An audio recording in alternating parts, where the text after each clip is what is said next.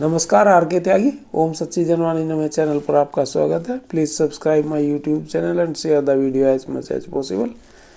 और वीडियो को अधिक से अधिक शेयर करने से हमारी मदद होती है, चैनल का विस्तार होता है। चैनल सब्सक्राइब करने से चैनल का विस्तार होता है और बैंक रिटायरीज़ और वर्किंग क्लास की हम न्यूज़ लेकर के आते हैं। ये जितनी भी बीपीएस से संबंधित न्यूज़ हैं, ये वर्किंग यूनियंस की भी हैं, वर्किंग एम्प्लॉयज़ की भी हैं और रिटायरी साथियों की भी हैं।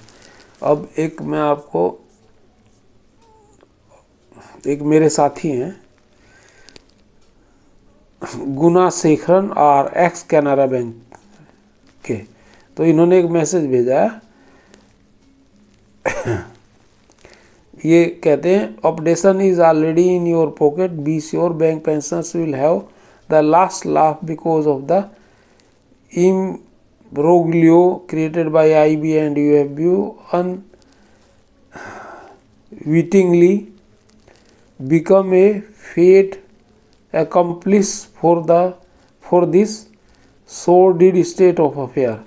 In clinching 12th BPS settlement, IBA having decided to change the base year of DA calculation from 1960 to 2016 for the simple reason if they continue with 1960 base year, they would get exposed in the next and subsequent bipartite settlement where you are not entitled for any DA at all. Please remember your DA entitlement was systematically reduced over the period between 3rd BPS and 11th BPS from 3% per slab for 75% neutralization and 4% per slab for 100% neutralization to the present level of 0.07% slab, which is evident something fishy in DA pattern followed from 3rd bipartite settlement onwards. IBA, to save its face,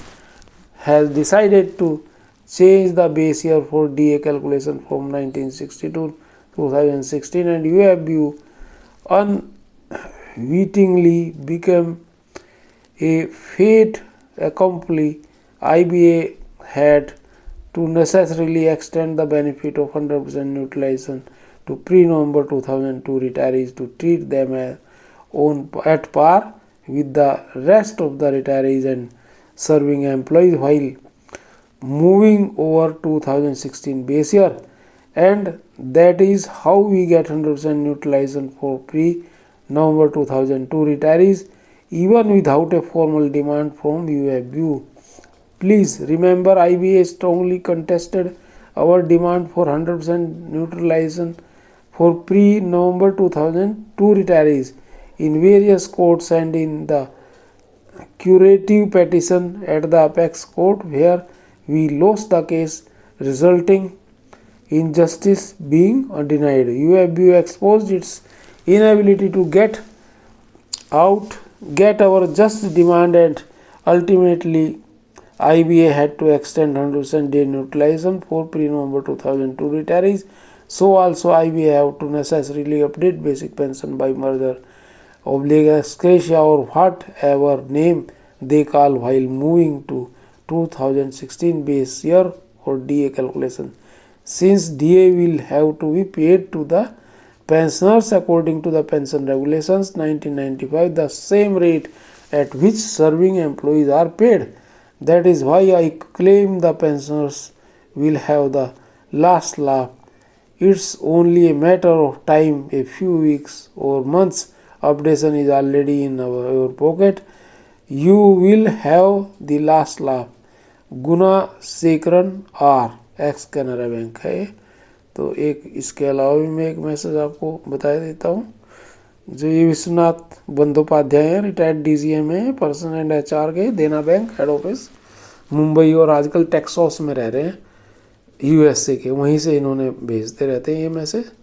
ये भेजा, मैं आपको ये पढ़ देता हूँ।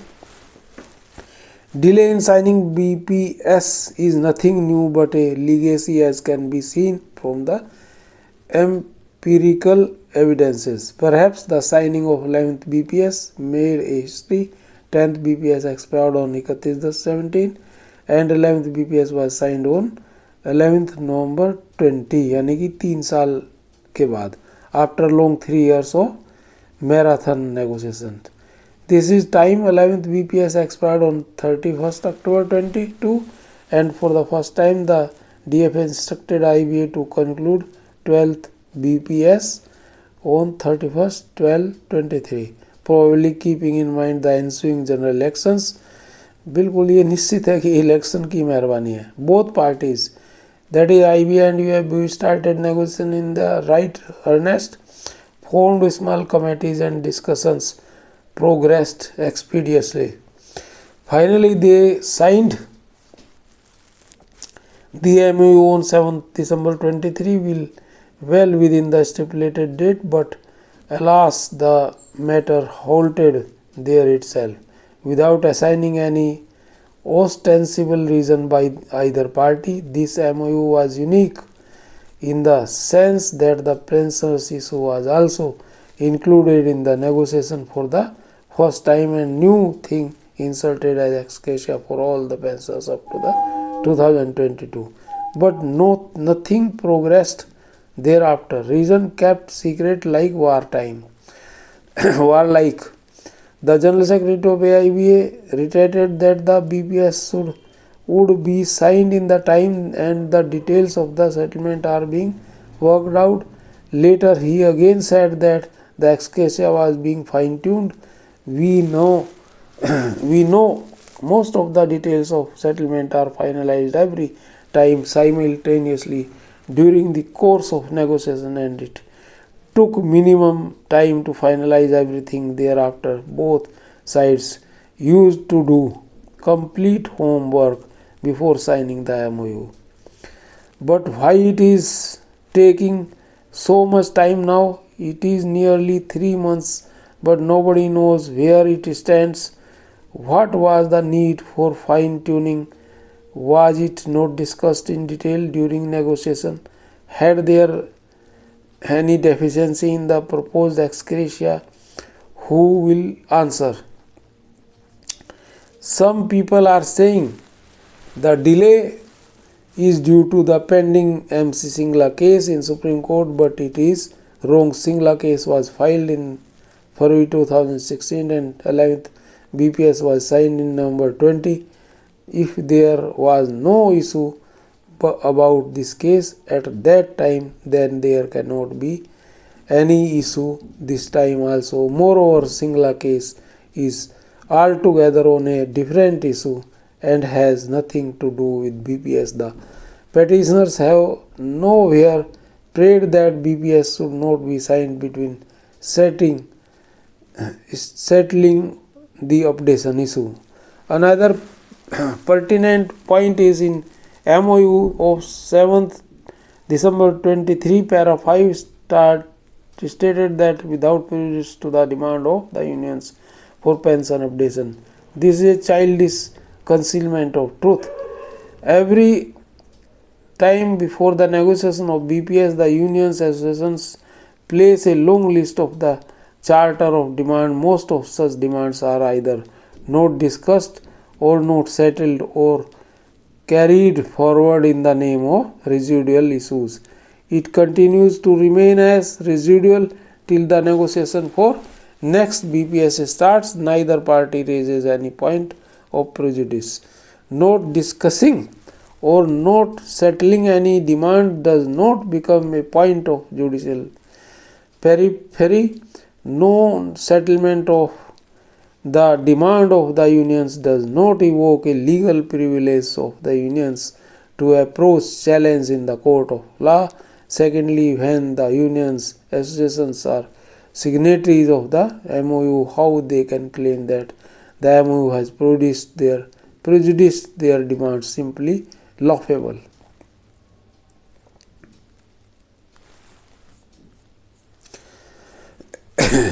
There is another court case pending at Kolhapur, Bombay High Court, where the petitioner has prayed that the next BPS cannot be signed by IB and UFB without settling the residual issues of the previous BPS. This case has a specific prayer against the signing of BPS. It means unless the court settles or permits to sign the BPS keeping pending the residual issues, signing of BPS will tantamount contempt of the court and prejudicial to the demand in the prayer.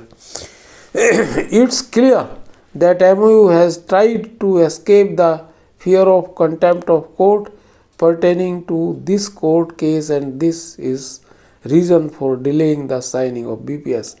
But what was the need to conceal the fact? Why the drama? Do they feel nobody can understand? Is it ethical or honest revelation? No certainty, not even. Instead, the IBA and UFB should have countered it on in the court. If they have any argument or else, should accept the prayer, but they choose to keep it secret. It is understood that IBA first raised the issue of jurisdiction of the court. I am not aware where the matter stands now, but definitely expect honest revelation of truth instead of trying to mislead the serving employees in the name of 5-day banking and the pensioners in the name of the fine tuning. Let ethics prevail on the people who are on the helm of affairs. Vishwanath Bandopadhyay, DGM retired personnel and HR, Dena bank, head office Mumbai. तो ये इनका message था। और दूसरा मैंने आपको वो पहले बताया था, उसमें किस तरह से विवेचना और वर्णन किया गया, ये आपने देखा। धन्यवाद साथियों। नमन। भारत माता की जय। वंदे मातरम। जय सनातन समाज संस्कृति। सभी लोग संपन्न, प्रसन्न, स्वस्थ और मंगलमय रहें, सह परिवार। थैंक्स। और कितनी आगे।